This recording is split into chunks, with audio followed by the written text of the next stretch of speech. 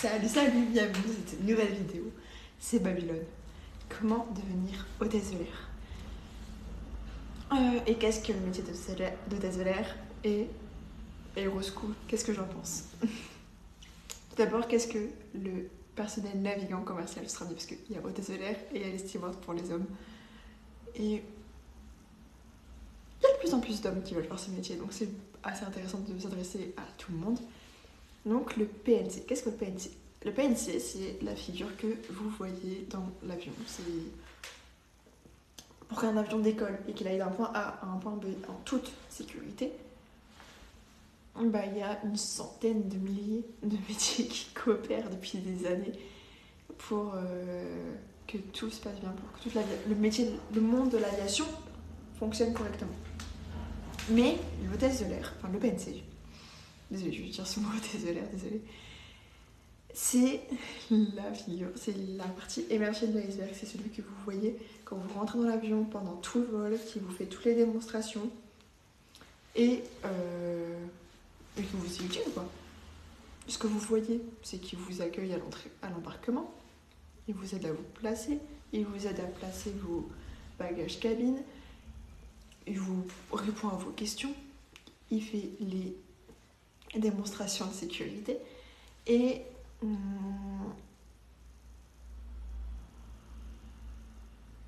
vous voyez aussi le débarquement. Si le vol se passe bien, vous voyez pour rien d'autre. Mais le personnel de l'avion commercial, contrairement à ce que le nom l'indique, le mot commercial c'est vraiment le moins important. C'est un métier de sécurité avant tout. Parce que c'est la seule personne qui est apte à agir pour le moindre problème qui peut arriver dans l'avion. C'est ce qu'il faut comprendre, c'est que si vous avez l'impression que le PNC ne sert que à servir le café, c'est que vous avez passé un excellent vol. Ça, je peux vous l'assurer. Pour devenir personnel navigant, il faut quelques prérequis. Avoir 18 ans. Je vous parle de France. En France, comment ça se passe? Le reste du monde, je ne sais pas. Donc en France, il faut avoir au moins 18 ans. Un bac ou un équivalent. Bac général, bac pro, peu importe. Savoir nager. Y avoir un niveau B2 en anglais. Et ensuite on peut essayer d'obtenir le CCA, le Cabin Crew Attestation. Donc c'est une attestation qui atteste du fait qu'on peut être cabin crew, donc personnel navigant dans toutes les compagnies en France. En Europe c'est valable également. Pour obtenir le CCA, il y a deux façons de faire. La première, c'est être recruté dans une compagnie qui le finance eux-mêmes. La deuxième, c'est d'aller dans une école privée et être soit financé par le CPF, le France Travail ou soi-même. Pour ma part, j'ai payé tout de ma poche. J'étais dans une école privée, je me suis dit au moins je m'ouvre toutes les compagnies possibles et on verra bien. Je sais pas si c'était le meilleur choix à faire. Donc je disais voilà, les tâches du personnel navigant, c'est assurer la sécurité et le secourisme dans un avion en cas de souci. Que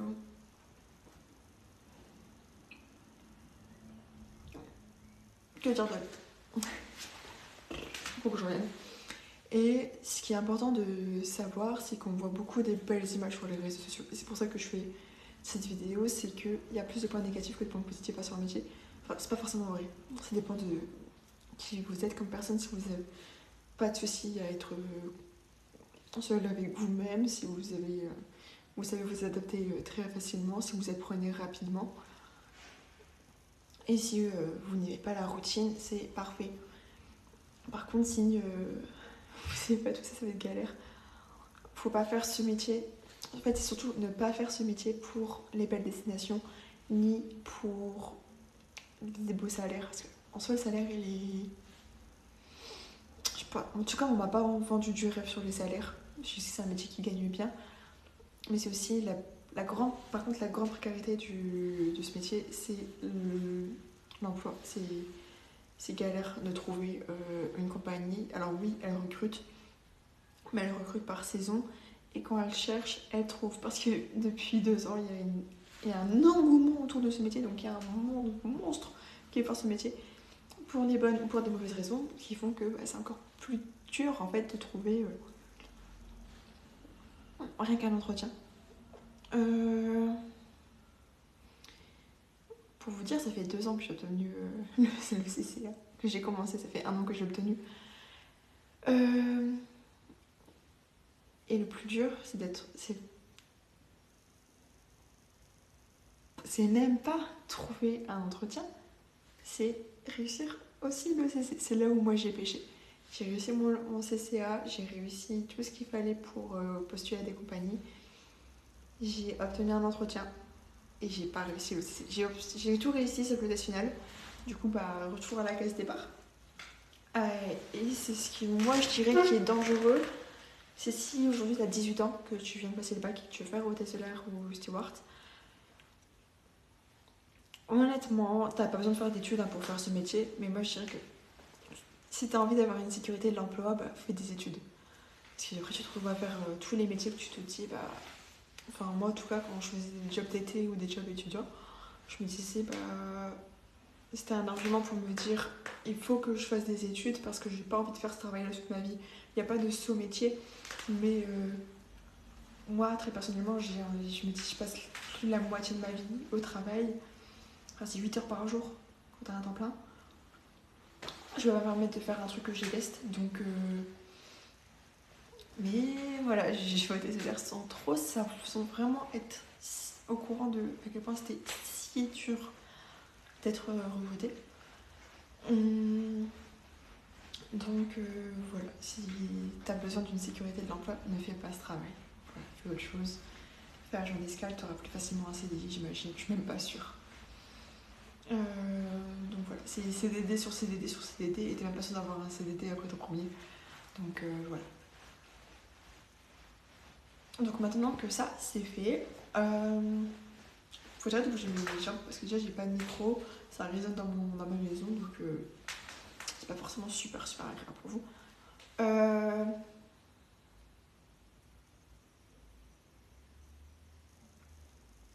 Donc le métier de PNC c'est juste bon, je vous en ai parlé. Comment le devenir, je vous en parlais avec Aeroschool.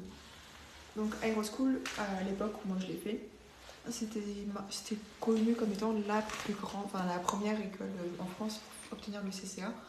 C'est-à-dire que leur méthode à eux, c'est d'exercer sur des questions types de l'examen final. Donc Aeroschool, pour s'y inscrire, il faut avoir 18 ans, le bac et l'attestation de natation. Il faut que tu ailles à la piscine municipale, tu demandes à un maître nageur de remplir ta attestation. C'est payant, c'est en plus de l'entrée. C'est pas très cher, moi j'ai payé genre 2 € de plus. Enfin bref, et tu fais tes nages sur le dos, et puis le chronomètre, et puis il écrit s'il trouve que tu es plutôt à l'aise. Et à un moment donné, il faut que tu sois statique, les mains en dehors de l'eau. Et voilà. Une fois que tu es inscrit à Aeroschool, pour le financer, ils acceptent le financement par France Travail, par le CPF ou par ta propre poche. Moi j'étais radiée par France Travail, CPF je sais pas ce que c'était, du coup j'ai payé par ma propre poche. Je regrette, j'aurais bien aimé attendre un petit peu, de me réinscrire à France Travail et leur demander gentiment de me financer quoi. Si tu fais par France Travail, il faut que tu ailles voir un médecin agréé par la DGAC pour attester que tu es apte à faire ce métier. Si tu peux de ta poche, c'est toi qui prends le risque de ne pas être apte, donc on s'en fiche. Par contre, France Travail, ils prennent pas ce risque-là. Donc, une fois que tu as envoyé tous tes documents pour t'inscrire pour une session théorique à Aeroschool, pour la théorie, tu peux le faire un peu partout en France, ça c'est plus pas mal. Moi, je l'avais choisi de la faire à Bordeaux alors que je venais de Haute-Savoie, donc c'était à l'opposé. Mais ça pose pas de problème, c'est pas l'école, c'est pas le rectorat, c'est pas. Tu peux faire ce que tu veux. Et donc, une fois que tu es inscrit, que tu as payé, tu peux payer en plusieurs fois aussi. Ils t'envoient quelques semaines avant la rentrée des documents, enfin des cours à apprendre, des prérequis à apprendre par cœur. Parce que c'est plus ou moins le plus compliqué à acquérir. Donc les prérequis à apprendre en un mois, c'est les choses un peu les plus compliquées, genre c'est les méthodes de calcul, l'alphabet militaire et tout ce qu'on dit. Donc t'apprends ça pendant tes vacances sur la plage et tout, tu te dis ah trop bien. Et puis t'arrives en classe et ce qui, moi j'ai beaucoup aimé, c'est t'arrives, ils me donnent paf le manuel, là je l'ai pas trouvé. D'ailleurs je voulais faire un petit look au désolaire, je voulais mettre ma petite chemise, un petit foulard et faire un petit chignon. Sauf que, je sais pas, il pleuvait, mes cheveux étaient trempés, j'avais pas envie de les sécher pour faire un chignon. J'ai lavé ce soir, le foulard je l'ai pas trouvé parce que je viens de déménager. Donc on est sur un petit look à la cool, mais ne faites pas ça si vous... J'ai oublié de mettre ton rouge à lèvres rouge, j'aurais bien aimé ça, bref. J'ai mon CCA, hein, parce que j'ai pas le look de désolaire que je ne le suis pas. J'ai juste pas l'expérience. Dans le métier. Mais dans les études, ça c'est bon, je gère. Et du coup, t'as un manuel à apprendre par cœur qui fait peur, mais c'est ta Bible. Genre, tu dors avec, tu manges avec, tu vas aux toilettes avec, tu fais les transports en commun avec. Tu dois tout faire avec. Et t'as une partie sécurité et une partie secourisme avec un instructeur différent à chaque fois. 17h17, touche ton nez. Et du coup, l'instructrice que j'ai vue pour le secourisme, parce que j'ai commencé par là et après j'ai fait sécurité, moi j'ai trouvé super. Voilà. Voilà, je le dis. Claire, si tu passes par là, je t'aime. J'espère que tu passes pas par là parce que je t'aime, c'est trop bizarre si tu te rappelles pas de moi. Donc en fait, si t'arrives, tu fais les cours, tu bois les cours et en fait, elle te fait répéter tout le temps. Elle est en mode bon bah du coup, et après elle interroge tout le monde. Le soir, on a des tests à faire, il faut obtenir au moins 80%. Et le matin, avant de recommencer les cours, bah, on fait des tests encore pour voir si on a bien acquis ce qu'on a fait la veille, il faut obtenir environ 70%. Le soir, tu peux le faire autant de fois que tu veux. Le matin, c'est un one shot. C'est pas des notes, c'est pas noté, c'est pas une moyenne générale. C'est juste que j'ai presque plus de batterie. Pour que Aeroschool puisse savoir un peu ton niveau, comment tu te situes, si tu as des difficultés à apprendre, si oui, comment ils peuvent t'accompagner pour t'améliorer. Parce que leur but, c'est que toi, tu obtiennes le CCA. Ça reste une entreprise. Hein. Si tu payes, il faut faire en sorte que tu aies du résultat pour que y ait d'autres personnes qui viennent payer après toi. C'est un business, hein, c'est comme les écoles de commerce, ça coûte beaucoup moins cher, vraiment. Donc, ça va. Mais ils font vraiment bien leur travail. Alors, c'est pas une école de commerce et tu peux avoir ton diplôme qui ne vaut rien aux yeux de l'État. Alors que là, le diplôme, il est vraiment agréé par la direction générale de l'aviation civile. Et ils font tout bien. Les questions que tu as en cours peuvent tomber à l'examen final. Donc ça, c'est plutôt pas mal. Donc tu as 4 semaines si tu le fais en présentiel et 6 semaines si tu le fais en distanciel. Une fois que tu finis, tu as un CCA blanc. Et si tu réussis, on te propose des dates pour faire l'examen final théorique. Moi, j'ai choisi 15 jours après, comme ça j'avais 15 jours de révision à fond les ballons. Et l'examen final, du coup, se fait forcément à Nanterre. Donc ça dure que même pas 1 heure. Oupsie. Et du coup, pardon. Même pas 1 heure. Donc voilà, c'est un examen banal, hein. Tu viens avec ta convocation, ta carte d'identité, ton stylo. Et après, on te met devant ton ordinateur, on t'explique comment il faut faire pour mettre tes identifiants. Et hop, tu réponds, c'est un QCM. Et il faut obtenir, il me semble, 70% pour l'obtenir. Et pour l'égalité des chances, ils te disent pas le résultat que tu as. Si tu l'as ou si tu l'as pas. C'est si tu l'as pas qu'ils te disent combien tu l'as. Mais voilà. Et ensuite, une fois que tu l'as obtenu, tu as des dates pour faire la partie pratique qui dure, elle, 2 semaines. Donc il y a la partie sécurité, secourisme, il y a la cabine enfumée et le feu, et la piscine. Donc le côté sécurité, c'est t'apprends par cœur, t'as pas le choix, les procédures, faut que tu les connaisses.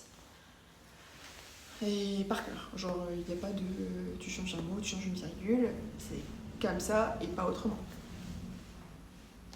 Par contre, le secourisme, c'est beaucoup plus du bon sens. C'est une personne qui tombe.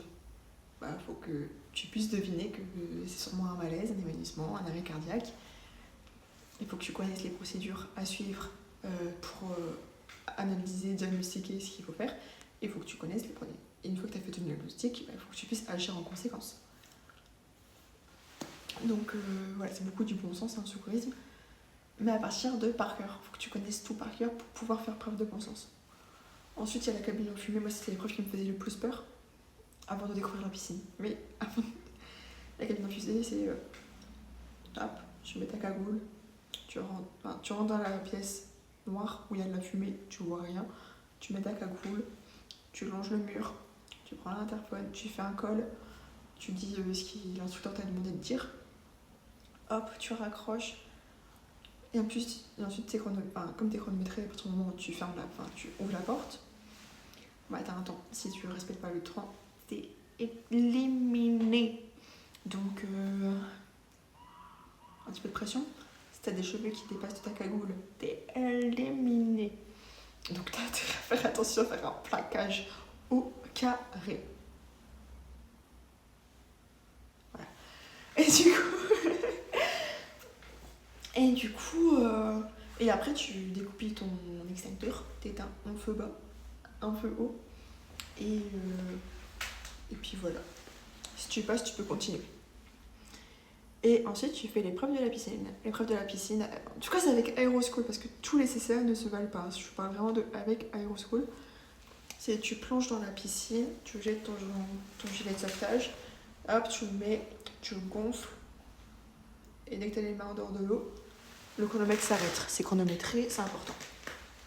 Deuxième épreuve, tu as un binôme. Pendant toute la journée d'examen final en pratique, tu es en binôme. Et c'est le même binôme. En tout cas, pour ma session, c'était comme ça. C'était le même binôme pour tout l'examen. C'est toujours sur une journée. Donc, tu as ton binôme et tu dois le tracter sur toute la longueur de la piscine olympique. Et tu dois le rassurer en disant vous inquiétez pas, on y va arriver. Il faut tout donner sur le rassurer le passager que tu tractes. Et ensuite, tu montes sur le canot et tu aides ton passager à monter sur le canot en toute sécurité et hop, roulade. Ça, c'est rigolo. Mais il faut bien le faire, il faut parler fort. Parce que passer dehors en même temps, enfin.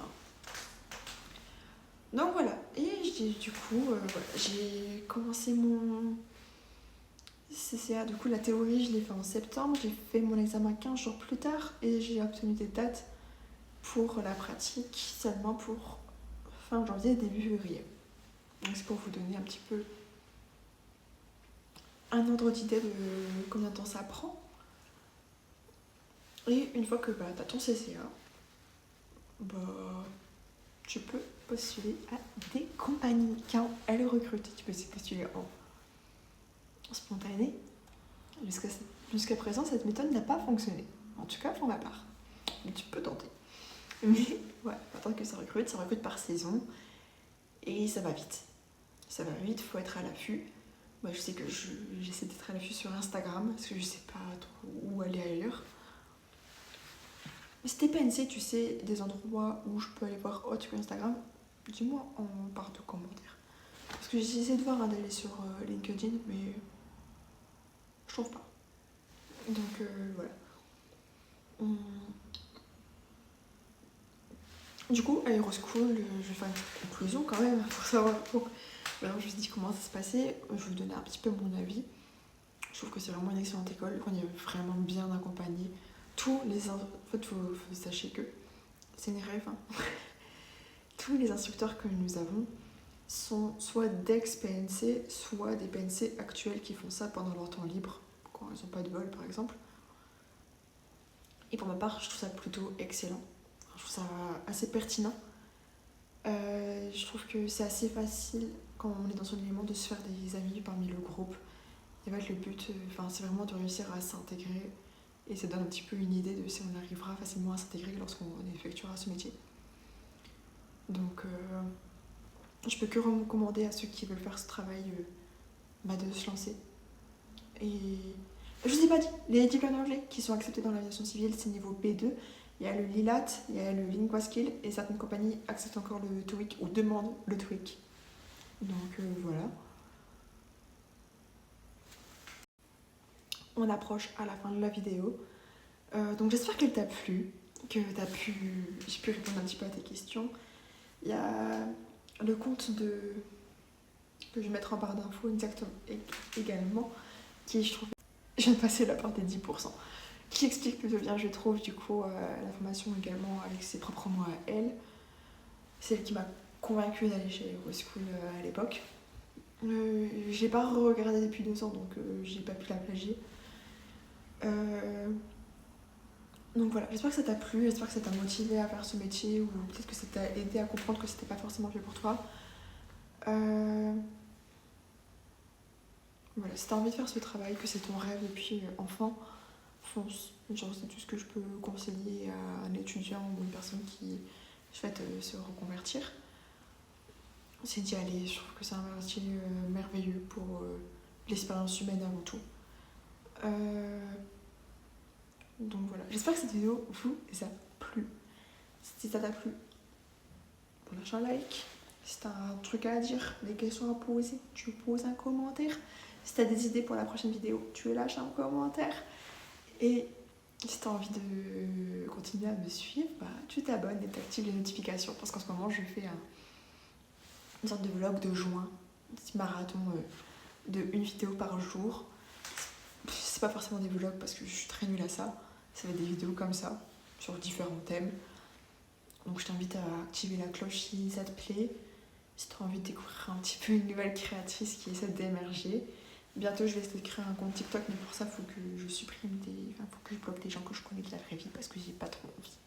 Bref, c'est compliqué les réseaux, tu connais.